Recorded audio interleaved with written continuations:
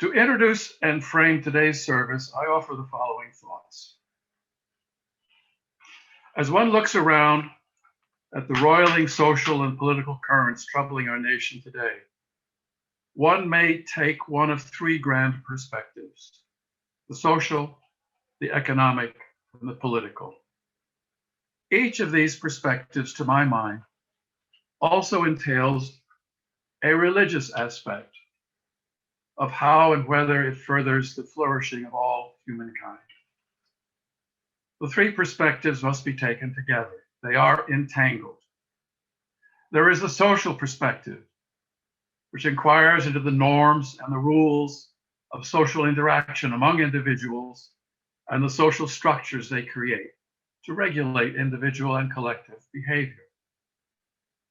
There's the economic perspective, which inquire into the rules, processes, and structures that organize the production and exchange of goods and services among people, and how these activities affect other aspects of society.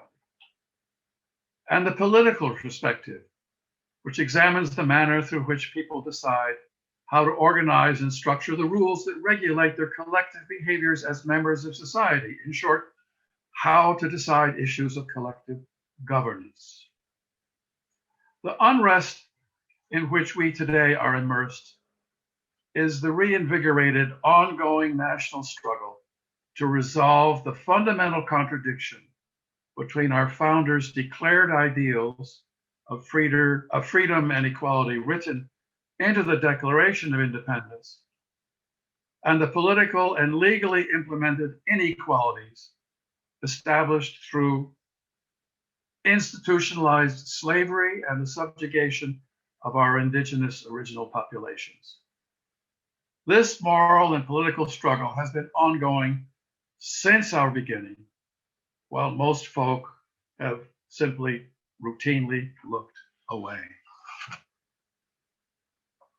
Two current best-selling books, which I have been reading, provide extraordinarily frank and penetrating analyses of our past and present.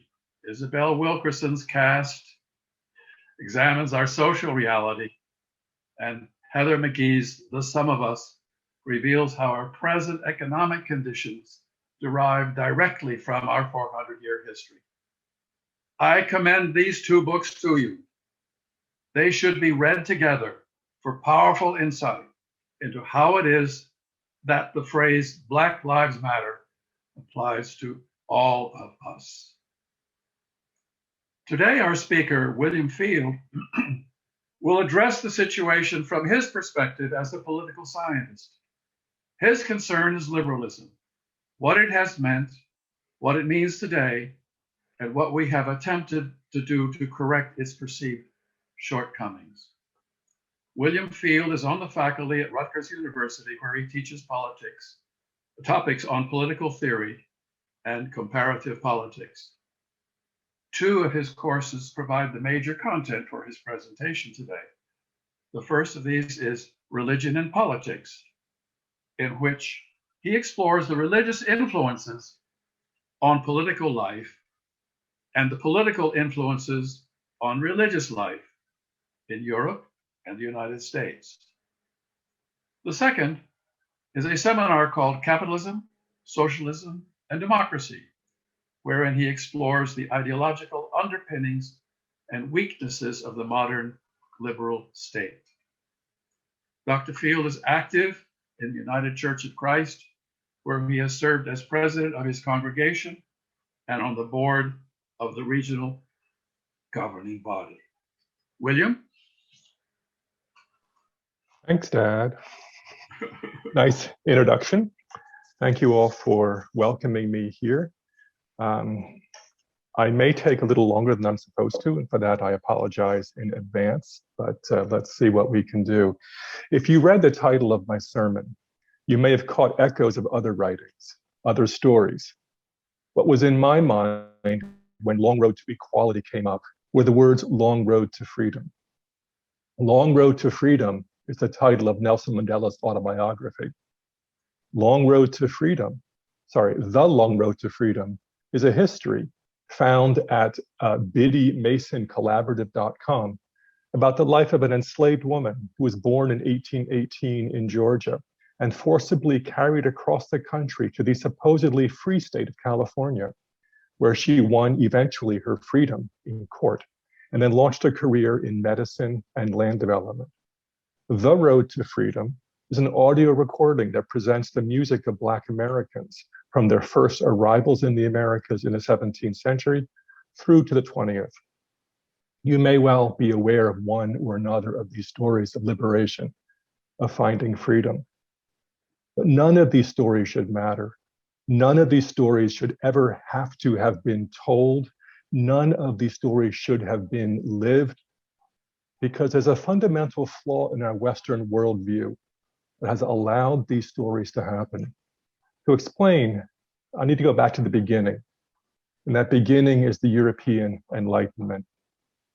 Martin Luther, Francis Bacon, René Descartes, these men are the earliest names of the Enlightenment, a way of thinking that shifted our focus from the divine to the human, who turned our attention to the fundamental equality of every individual. Thomas Hobbes and John Locke extended their ideas into the political space, giving us the first modern and human-focused foundations of the logic of society, civilization, and government. Writing in 1667, John Locke argued that all religions are equal. Christian, Jew, and pagan were equally welcome into society. Each of us, he said a few years later, was born with natural rights, the fundamental basic rights of life, liberty, and property. From this, it was a small jump to write these words. You've heard these words before. My dad just mentioned them for one thing. You might have memorized them when you were in school. We hold these truths to be self-evident, that all men are created equal, that they are endowed by their Creator with certain unalienable rights, that among these are life, liberty, and the pursuit of happiness. These are, of course, the most memorable words of the Declaration of Independence, written by a visionary named Thomas Jefferson.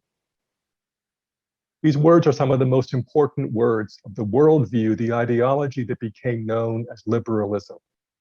Of similar power are the words of the French Revolution: liberty, equality, fraternity. Liberty and equality are fundamental to the liberal worldview. Liberalism promises to liberate humanity from superstition, from hierarchy, from subjugation, from tradition. It announces a divinely given equality to us all. While acknowledging the inevitability of human conflict, liberalism offers limited government so the inevitable clashes can advance human progress. Liberalism opens the capitalist door to new solutions to problems and unleashes incredible wealth creation. Stable laws free the individual from arbitrary state power, sparking progress through hard work, discovery, and freedom. And it worked. The idea that all men are created equal, and the notion of we the people, the idea that we can govern ourselves, spawned a revolution that spread across Europe and across North America: liberty, equality, fraternity, freedom. Except that the man who wrote the words of the Declaration owned people. He owned a woman who he took as a lover, a concubine, and off whom he fathered children that he and his white children refused to acknowledge. Thomas Jefferson railed against slavery, but he bought and sold enslaved people. At the ratification of the US Constitution, only 5% of the American population had the right to vote. Except that freedom and self-determination went down over the course of the 19th century. Women had the right to vote in 1800 if they held property, but they lost it by 1815. Federal laws governing slavery were tightened up to the Civil War, and conditions of enslaved people grew worse. The British and the French empires spread around the world, reducing more and more people in Africa, India, and elsewhere to conditions of servitude and near slavery. US abolished slavery only to allow Jim Crow and the state legal systems to more or less replicate it. Except the Industrial Revolution moved more and more people to conditions of precarious existence at the hands of wealthy industrialists. In other words, liberalism offered freedom to a small and select group, not to the whole world. Liberalism was blind to the non-Northwest European, blind to the woman, blind to the poor, blind to the working class, blind to the powerless. The backlash was severe. The most critical, you could probably remember, was Karl Marx. Looking at conditions in England, Marx condemned the dehumanization of capitalism, the enslavement of the working poor. He offered liberation through revolution. His words were apocalyptic but apt. A specter is haunting Europe, the specter of communism. His voice wasn't the only one lifted against capitalism either. Charles Dickens wrote movingly of the plight of the poor. Oliver Twist described the poorhouse. A Christmas Carol described the near starvation wages. My favorite passage comes from an 1854 essay by Henry Morley called Ground in the Mill.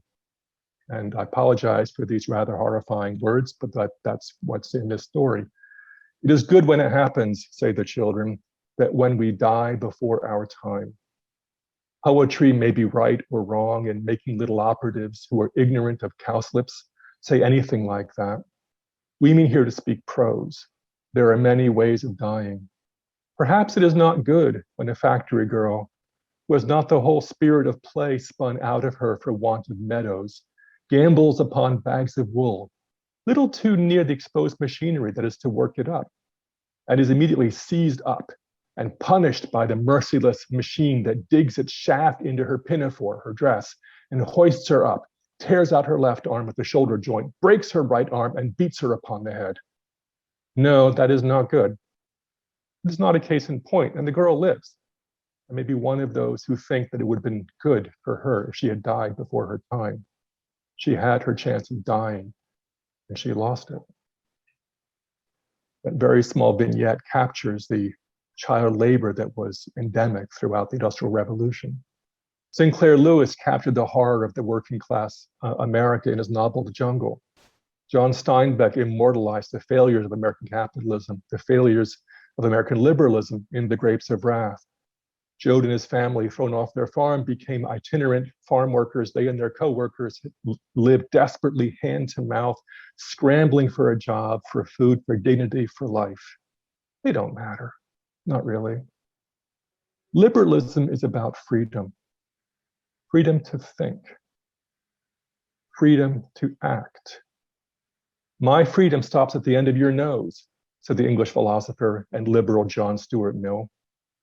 Government's job is simply to stop my fist from actually hitting your nose. Everything else is fair game. That is central to liberalism, but that's not equality. We learned that. These stories taught us that. The flaws in the liberal model spawned a critique that denied the individual. Marx's communism, as it played out, emphasizes the community, not the individual, the social class, not the individual.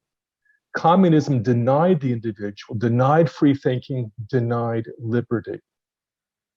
The dictatorship of the proletariat killed tens of millions of people in Russia and tens of millions more in China in an effort to create the modern communist man, new man. The Gulag, collectivization, the Great Leap Forward, the Cultural Revolution, the Khmer Rouge in Cambodia all sought to destroy individual difference. The individual did not matter. Liberty did not matter. The mass, the collective, that's what mattered. And freedom almost died, but liberalism adapted. We expanded the meaning of the people. We abolished slavery, set work rules, taxed our employers to educate our employees. Liberalism adapted, and liberalism grew stronger. Liberalism today doesn't mean what John Stuart Mill thought it meant 150 years ago. Originally, it meant freedom from government, freedom from tradition, freedom from superstition. Today's liberalism, though, recognizes that power limits liberty and equality. We need government to rebalance power structures. Freedom isn't free if you don't have food. You can't be free if you're struggling on subsistence wages. You can't be free if you can't tell if your food is safe to eat, your water is safe to drink, or your air is safe to breathe. Well, we fixed it. Franklin Roosevelt, Lyndon Johnson, Richard Nixon, these presidents from diverse backgrounds championed bigger government that would rebalance these power structures, help the elderly, the poor, and the African American, and protect the environment. Social security and pensions have moved millions out of poverty. Public education prepares people for decent jobs. Discrimination on the basis of race, religion, national origin, or sex is on paper illegal. All of these are changes to the idea that my freedom stops at the end of your nose. It recognizes that your freedom requires more than my not hitting you. We are still fundamentally rooted in the liberal individual world. We remain distrustful of power. We remain aware that conflict is inevitable. We remain committed to limited government. While liberalism isn't the same, it's recognizable. So all is well again, right? Well, alas, no. The problems we saw before are back, or maybe they never left. When we say free, we still ignore the powerless. We still ignore the marginalized. We still ignore the problems of systemic racism, sexism, and homophobia. And this is really what I'm here to talk about. As a middle-aged white man, I have little to fear from walking alone at night or being stopped by the police. You, as a young woman, worry about being followed, stalked, and assaulted. You, as a Black man or woman, worry about the police. You, as transgender, worry about how you will be received in a store, in a hotel, or in a restroom. You, as an immigrant, worry about law enforcement and random passersby. When we say free, we ignore the powerless. We cannot have freedom until we have equality. All men are created equal, we say, but then we so easily and so quickly turn and say, except you, you're not equal. We cannot be free until we see each other as equal. And so the long road to equality rolls on. Critics say the United States is infused with systemic racism, that no matter what we do, the game is stacked against African Americans. The demands to change go very deep. They involve a complete overhaul of who we are and how we interact. The same can be said for our rethinking sexual orientation and identity. Advocates of LGBTQI+ inclusion tell us our understandings of identity are all wrong and need to be radically shaken up. And I am troubled. Don't get me wrong, I agree the United States, despite what I perceive as progress on race relations, still struggles with deep and entrenched racism. And yet, I am troubled. I agree that sexual attraction and gender identity are not choices. I consider my office at Rutgers University an LGBTQ safe space and have decorated it accordingly. But still, I remain troubled.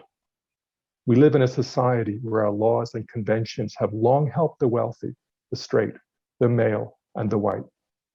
We live in a society where our laws and conventions impose an extra burden on anyone who is not wealthy, anyone who is not straight, anyone not male, anyone not white. And this has to change. But I am troubled. I'm troubled at the depth of change demanded of us. I'm troubled at the wholesale reorganization of our society and our identity demanded of us.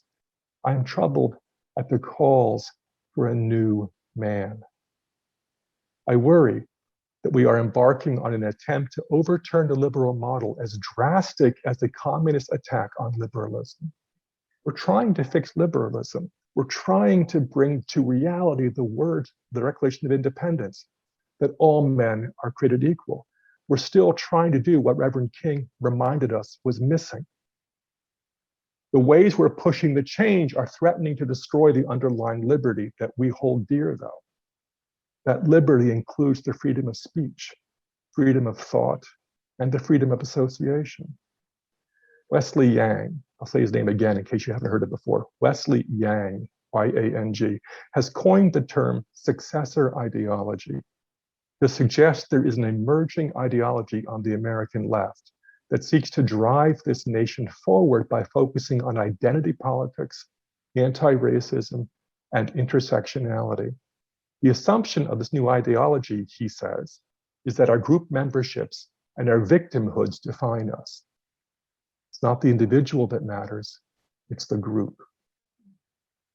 The anti-racism training I've had and the books that I have read both suggest it is appropriate to suppress the speech of those whose political or social views we find repugnant. My students do this, not just protesting speakers, but attacking those who invite them. Ben Franklin may have once said, if we don't believe in free expression for people we despise, we don't believe in it at all. But today, the perspective says that free expression is a vehicle for perpetuating unequal power structures, not a way to search for truth. This is a direct attack on liberalism. This is a reversal of individualism and equality. For once we gave voice only to the privileged few, it seems this new approach, this solution to America's ongoing inequalities, would give voice to those without privilege only. So I worry. Liberalism has been the most successful political and social idea in all of human history. Its economic, political, and moral foundations have created more wealth and more individual choice than any other idea in human history. I am a liberal. The vast majority of you who are listening are also liberals. But liberalism has failed. It has failed to truly bring the fruits of its ideas to all equally, regardless of their sex, their religion, their race, their nationality. Our country has walked the liberal road for nearly 400 years. Our faith in self-government, in property, in liberty, and in equality has moved us to unimagined wealth and freedom. But we are not equal, despite the dreams of those who came before. We have corrected the liberal ship before. Can we steer ourselves so ever more people may bask in the liberty of our ideology? This is the question that I struggle with in my classes, in my daily thinking. Can we keep the ship going? Are we hitting the brick wall? Before I conclude with the last comment, let me say I'll be around at the end of the service for a short discussion time. Let me end by offering a poem by Nelson Mandela, which is in his autobiography. He wrote, "I have walked that long road to freedom. I have tried not to falter. I have made many missteps along the way, but I have discovered the secret that after climbing a great hill, one only finds that there are many more hills to climb. I have taken a moment here to rest, steal a view of the glorious vista that surrounds me, to look back on the distance I have come. But I can only rest for a moment, for with freedom comes responsibilities, and I dare not linger, for my long walk is not ended." Take courage, friends. The way is often hard, the path is never clear, and the stakes are very high. Take courage, for deep down there is another truth. You are not alone.